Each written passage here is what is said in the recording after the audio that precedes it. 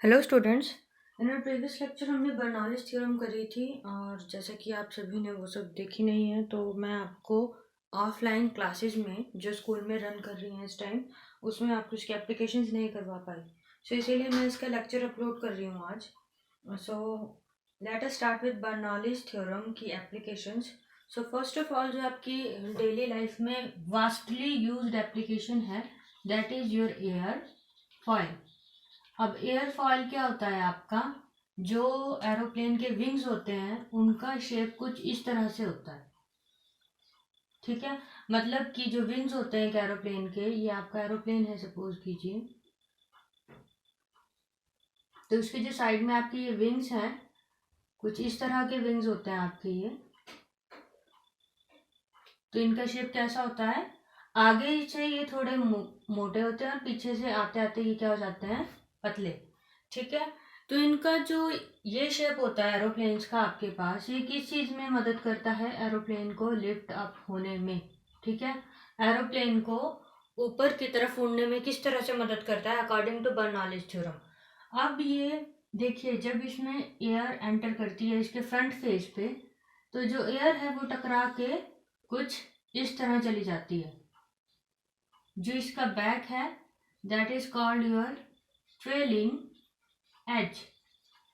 ये एज जो है आपकी पीछे की तरफ है that is what is called trailing edge. और ये वाली एज है जो फ्रंट की तरफ होती है, it is called your leading edge. इस एप्लीकेशन को कुछ बुक्स में लिफ्ट ऑफ एन एरोप्लेन के नाम से भी बताया गया होगा, सो आप वहां से भी पढ़ सकते हो। और जो इसके फ्रंट में यहाँ से टकरा के तो वापस आ रही है और जो नीचे की तरफ से है वो डायरेक्ट चली जाएगी, मतलब इसकी वेलोसिटी क्या रहेगी यहाँ पे, नॉर्मल। ठीक है, अब जो ये टकराई हुई यहाँ पे आपके पास एयर है, इसकी डिफरेंट लेयर्स जो है वो क्या टकरा के जाती रहेंगी और एक पॉइंट ऐसा आ जाएगा इस एयर फॉइल में जब जो है वो एयर डायरेक्ट टकरा के बिना टकराए चली जाएगी। ठीक है, माइनर कर्व्स बनते रहेंगे और एक टाइम क्या आएगा जब ये कर्व पूरा क्या हो जाएगा, फ्लैट। ठीक है, तो इस तरह से क्या होगा, जब आपका ये यहाँ से एयर टकरा के जा रही है तो ये बहुत ही स्मॉल क्रॉस सेक्शनल एरिया से that is your this point of air foil, इससे टकरा के जा रही है। And according to Bernoulli's theorem, smaller is the area, larger is the velocity। Velocity क्या हो जाएगी आपकी यहाँ पे, लार्ज। और अकॉर्डिंग टू बर्नौलीज थ्योरम, अगर आपकी किसी पॉइंट पे किसी एरिया पे आपकी जो वेलोसिटी है वो ज्यादा है तो आपका प्रेशर कैसा होगा वहां पे, कम। ठीक है, due to typical shape of the air foil the pressure above the foil becomes less. तो मतलब कि यहाँ पे अगर आपकी वेलोसिटी एयर की ज्यादा है तो यहाँ पे आपका प्रेशर क्या है, लेस। एंड जैसे कि आपको फिनोमेनन पता है, हमेशा जो चीज है वो हमेशा हाई प्रेशर से लो प्रेशर की तरफ चलती है, तो इसी तरह से जो आपका ये जो विंग है वो क्या होना शुरू हो जाता है, हल्का टिल्ट। ठीक है, और ये जो प्रेशर है आपका और कम होता जाता है जैसे ही आपके प्लेन की वेलोसिटी इंक्रीज होती रहेगी। प्लेन की वेलोसिटी इंक्रीज होगी, इस एयर की जो यहाँ से टकरा रही है इसकी भी वेलोसिटी इंक्रीज होगी और जो आपका प्रेशर है वो भी क्या होगा, कम। ठीक है, उससे ये हल्का सा टिल्ट हो जाएगा। जब ये हल्का टिल्ट हो जाएगा कुछ इस पोजीशन पे आ जाएगा जो आपका एयर विंग है, ये हाँ इसी तरह से थोड़ा टिल्ट हो जाएगा ये, तो क्या होगा, जो नीचे टकरा रही है, जो नीचे से आ रही है इसके निचले सरफेस से आ रही है, वो सरफेस से टकरा के वापस एयर इसको एक अपवर्ड थ्रस्ट प्रोवाइड करेंगी। ये आपका सरफेस है, ये आपका विंग थोड़ा टिल्ट हो चुका है, ऊपर से एयर आएंगी और इसके सरफेस से टकरा के इसकी तरफ एक ड्रैग वापस देंगी।